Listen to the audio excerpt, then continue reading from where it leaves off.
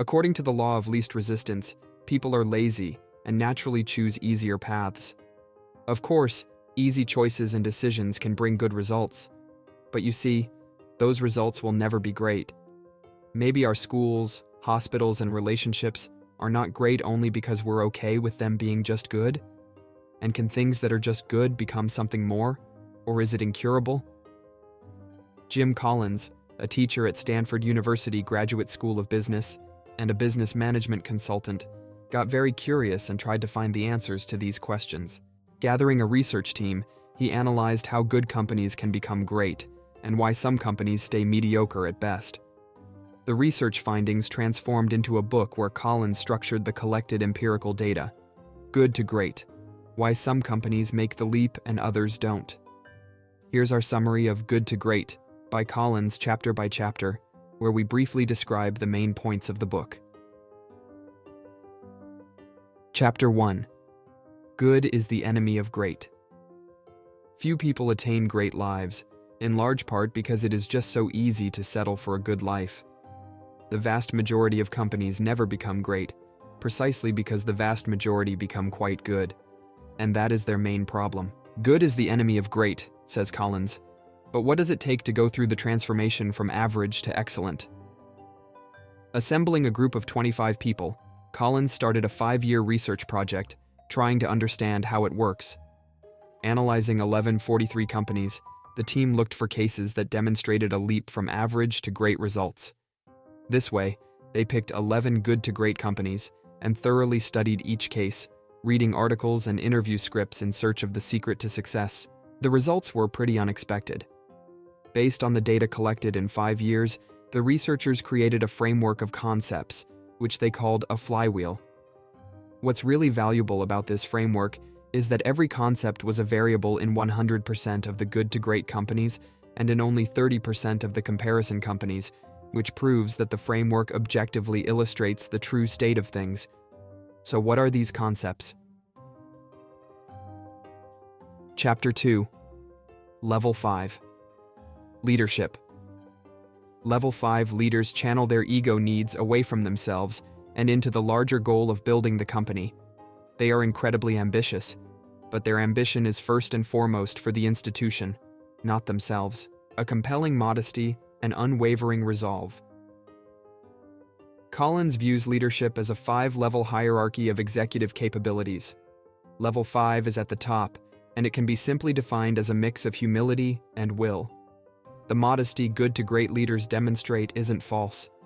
The words their subordinates use to describe good to great leaders are quiet, well-mannered, reserved, shy, and so on. They never talk about their contributions. They talk about the company and truly care for its well-being. As for the will, good to great leaders have a huge determination to do what needs to be done. They are focused on results, and if they have to fire their relative for the company's sake, they will do it. Good to great leaders come from the inside. The research also denied a popular belief that a leader who comes from outside, from another company, can change everything with his fresh ideas. On the contrary, almost all of the good to great leaders, 10 out of 11, that brought their companies to a new level had worked there before. The window and the mirror. In addition to that, 5-level leaders have a specific attitude to luck. To explain it, Collins uses the window and the mirror metaphor. While 5-level leaders look out of the window to give credit to factors outside themselves and to good luck, and look in the mirror to take responsibility, never blaming bad luck, the comparison leaders do exactly the opposite. They blame outside factors for poor results and take credit for the good ones. So can anyone become a leader 5? Not necessarily, says Collins. In his opinion, there are 2 categories of people. Category 1 consists of those who have no ambition of building something that would last longer than themselves. For them, work is just work. People belonging to Category 2 have the potential which they can develop under certain circumstances. Collins believes the second group is a larger one. Chapter 3. First who, then what? Those who build great companies understand that the ultimate throttle on growth for any great company is not markets or technology or competition or products. It is one thing above all others: the ability to get and keep enough of the right people. Get the right people on the bus, then set a direction. We typically think that to make a company successful, you need to have a vision and a strategy, and then find people who would be committed. Figuratively speaking, first, you set a direction for the bus, and then you get the people to take it there. However, Collins says good to great leaders do the opposite. They get the right people on the bus, and then set a direction. A great example to illustrate this is Wells Fargo. Dick Cooley, the company's CEO back in the 1970s, could foresee the change in the banking industry, even though he didn't know what exactly would happen. So he started hiring great people wherever he could find them, often even without any specific job in mind. When the changes came, no company handled them better than Wells Fargo. A genius with 1,000 helpers. Unlike good to great companies, comparison companies follow the genius with 1,000 helpers model. In this model, there is one strong, extraordinary individual leading the company, and other people who help him implement his ideas. The problem is, when the genius leaves or dies, those helpers are left alone, often without a clue what they're supposed to do. Compensation for the right people only. A curious finding was that the compensation in the good to great companies was not to get the right behavior of the wrong people, but to keep the right people on the bus. Nucor, a steel product company, paid its workers more than any other company in the world, but over 50% of the compensation was tied to the productivity of the team a worker was on. As a result, people would come to work 30 minutes earlier, and in one extreme case, teammates chased a lazy colleague out of the plant with an angle iron. Rigorous, not ruthless. As Collins points out, good to great companies are a rough place to be. If you don't do what you have to, you get fired. But in fact, their cultures are not ruthless. They're rigorous. While a ruthless leader fires people without consideration, a rigorous one lets the best people not worry about their positions. There is a difference. Collins mentions 3 disciplines of how to be a rigorous leader. 1. When you're in doubt, don't hire. Keep looking. 2. If you know someone needs to be replaced, don't hesitate. And 3. Let your best people work on opportunities and not solve problems. The idea of first who is not something that works only in business, says Collins. Think about your private life. No matter what you achieve, if you don't have the right people around you, you won't have a great life. Chapter 4. Confront the brutal facts. When you start with an honest and diligent effort to determine the truth of the situation, the right decisions often become self-evident. And even if all decisions do not become self-evident, one thing is certain. You absolutely cannot make a series of good decisions without first confronting the brutal facts. During the Second World War, when nearly all of Europe and North Africa were under the Nazi control, and everyone expected Britain to surrender, Churchill, however, was not going to lay down his arms. He had a bold vision: to keep fighting in the air, by sea, and by land. He didn't fail to face the truth, though. Churchill knew his people could be scared to tell him bad news, so he created a whole special department outside his chain of command, the Statistical Office, whose main function was to provide Churchill with unfiltered facts. Did it work? We all know it did. The thing is, you cannot motivate people with brutal facts. The real task here is to know how to not demotivate them. So how can a leader tell the truth without demotivating his people? The climate where the truth is heard. Collins suggests the following techniques to let people feel safe providing and hearing brutal facts. 1. Lead with questions, not answers. In good to great companies, leaders use a Socratic style. They ask questions, not for manipulation, but for gaining understanding. The questions they ask are not something like, "Why don't you agree with that?" but rather, "Can you help me understand?" or "What should we worry about?" 2. Engage in dialogue and debate, not coercion. All good to great companies use discussion not only to get the buy-in, but to find the best decision. 3. Conduct autopsies without blame. Don't assign blame. Try to learn from your past mistakes. And 4. Build red flag mechanisms. Using the red flag means the ability to point out an unpleasant but true fact. For example, when Collins would teach at Stanford Business School, he allowed his students to disagree with him, to make an observation, etc. Using a red sheet of paper as a marker, they had something to share. As a result, he learned some interesting things from his lectures. Chapter 5. The Hedgehog Concept. To go from good to great requires transcending the curse of competence. The good to great companies understood that doing what you're good at will only make you good. Focusing solely on what you can potentially do better than any other organization is the only path to greatness. The fox is a cunning creature who can devise a million strategies on how to attack the hedgehog. But every time the fox tries to use them, it fails. Because every time, sensing danger, the hedgehog rolls up in a ball covered with sharp spikes. The hedgehog has one strategy, but that strategy always works. On the basis of the ancient Greek parable about the fox and the hedgehog, philosopher Isaiah Berlin divided all people into two groups. The foxes see the world in its complexity, while the hedgehogs simplify a complex world into a single organizing idea. Does it mean hedgehogs are stupid? Not at all. Freud and the unconscious, Marx and the class struggle, Einstein and relativity, these are simplified organizing ideas of the world. Energy equals mass times speed of light is so simple to understand, isn't it? Hedgehogs have the ability to see the underlying patterns and to see them through complexity. And according to Collins, this has everything to do with good to greatness. Collins provides this example. By 2000, Walgreens, an American pharmacy company, exceeded the market by over 15 times. When Collins asked Cork Walgreen how they did it, the answer was simple. Once we understood the concept, it all became clear. The concept was the convenient drugstores with high profit per customer visit. Walgreens replaced all inconvenient locations with convenient ones and clustered their stores tighter together so that people didn't have to walk too far away from store to store. More convenience led to more visits and more profit per visit. The three circles. According to Collins, a hedgehog concept comes from the interaction of the three circles. 1. What you can do the best in the world.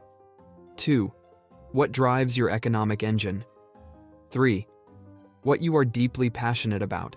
These three circles complete each other. You can make a lot of money, but if you're not the best, you won't be great. You can be the best at something, but if you're not passionate about it, it won't last. If you're passionate about what you do, but it doesn't make economic sense or you're not best at it, the results, again, won't be great. Together, these circles form the hedgehog concept, which, as you can see, is not about pursuing a goal. It's about understanding what you need to become great. Chapter 6. A Culture of Discipline. Few companies have the discipline to discover their hedgehog concept, much less the discipline to build consistently within it. They fail to grasp a simple paradox. The more an organization has the discipline to stay within its three circles, the more it will have attractive opportunities. If you've got the wrong people on the bus, your instrument for managing them is bureaucracy. With the right people, you don't need bureaucracy. You can just create a culture of discipline. To create a culture of discipline, Collins recommends following 4 things. 1. Focus on the idea of freedom and responsibility. Create a system of clear constraints but trust your people. 2. Hire self-disciplined people whom can operate effectively with a high degree of autonomy. The culture of discipline, says Collins, begins with self-disciplined people, then disciplined thought, and finally, disciplined action. And the order is important. In good to great companies, people are unusually responsible, sometimes to an extreme extent. The researchers called this factor rinsing your cottage cheese, referring to a world-class athlete, Dave Scott, who, sitting on a diet, would also rinse his cottage cheese to get off the extra fat. The metaphor is clear. People in good to great companies do everything they need, plus something more, seeking improvement. 3. A culture of discipline is not a tyrannical disciplinarian. An organization cannot be disciplined through sheer force. Tyrannical leaders can bring brilliant results, But after they leave, and eventually they will, the company will be left without a culture. Ray McDonald, the leader of Burroughs in 1964, had a strong personality and would put pressure on people. Yes, he produced returns 6.6 times better than the general market. But after he retired, his people were left with an inability to do anything. And finally, number 4. Adhere to the Hedgehog Concept with consistency. It means you will stick to your 3 circles and say no to great, once-in-a-lifetime opportunities if they do not fit in your pattern. Chapter 7. Technology Accelerators. When used right, technology becomes an accelerator of momentum, not a creator of it. The good-to-great companies never began their transitions with pioneering technology, for the simple reason you cannot make good use of technology until you know what technologies are relevant. No doubt technology is important, but it is never the main cause of either greatness or decline. Becoming good to great doesn't require creating some technology, but rather adapting to it, or picking one, and using it appropriately. Studying good to great companies, the researchers figured that what those companies did was becoming a pioneer in application of specific, carefully selected technologies. Wells Fargo pioneered in electronic banking. It was an early leader in 24-hour banking by phone and an early adopter of ATMs. Philip Morris pioneered in using packaging, flip-top boxes, and manufacturing technology. Gillette pioneered in application of manufacturing technology for making high-tolerance products at low cost. In other words, a deep understanding of how the technology linked to their concept helped these companies succeed. In contrast to good to great companies, comparison ones use technology for technology's sake. Motivated by the fear of being left behind, they lack the understanding of the situation, and as a result, lack concept. Without a concept, it's hard to achieve anything. Chapter 8. The Flywheel and the Doom Loop. No matter how dramatic the end result, the good-to-great transformations never happened in one fell swoop. There was no single defining action, no grand program. Good-to-great comes about by a cumulative process, step by step. Imagine you're trying to rotate a huge flywheel. At first, you have to make a tremendous effort to get the wheel just an inch forward, but if you keep pushing, the wheel will move faster until its weight starts to work for you. There is no single magic move that changes the situation, and the same happens in the world of business. Build-up and breakthrough. Reading stories of success, we often see them as dramatic breakthroughs, but this is a bias of the outside observer. From the inside, the transitions from good to great are never revolutionary. They take a lot of time and effort. Consider Circuit City. You can find around 100 articles about the company written in a decade after the transition, and almost none about the decade leading to the transition, as if the company didn't exist before that. We simply don't know about the problems the company had to go through, and it had, because when Alan Wurtzel became the CEO, the company was close to bankruptcy. Its further success was the result of a build-up, and not some extraordinary circumstances. The Doom Loop. The comparison companies get involved in what the researchers called a doom loop. They don't accumulate efforts consistently. They push the flywheel, then change its direction, then stop, and do it all over again. They're looking for a magic factor that would change everything, launching new programs, and yet failing to produce results. Chapter 9. From good to great, to built to last. I like to think of good to great as providing the core ideas for getting a flywheel turning, while built to last outlines the core ideas for keeping a flywheel accelerating long into the future. Built to Last, a project based on a 6-year research conducted at Stanford Business School by Jim Collins and his mentor Jerry I. Porras, concerned the problem of building an enduring company, not a problem of just becoming a successful company, like in the Good to Great project. The researches were different, however. Comparing Built to Last to Good to Great, the team noticed an interesting thing.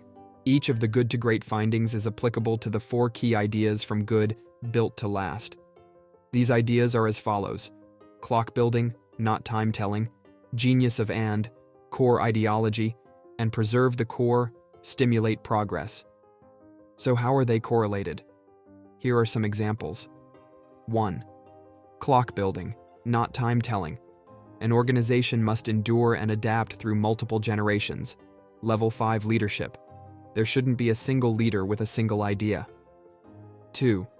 Genius of and. You don't have to choose between A and B, just learn how they can coexist. The Hedgehog Concept, deep understanding and incredible simplicity. 3. Core ideology. Instill core values, a culture of discipline. Those who are alien to the company are ejected by the culture of discipline. And 4. Preserve the core, stimulate progress. The ideology must be the anchor while stimulating the change. Confront the brutal facts. Progress is stimulated by brutal facts. As we can see, the connection between the rules of becoming great and staying great is pretty obvious. Is it really necessary to become great? Isn't being just successful enough? You should answer for yourself. But keep in mind that greatness is about meaning. Creating something you believe in, you create greatness, and vice versa. That adds value to your life. And what's really nice, it's not much more difficult than building something that is just good.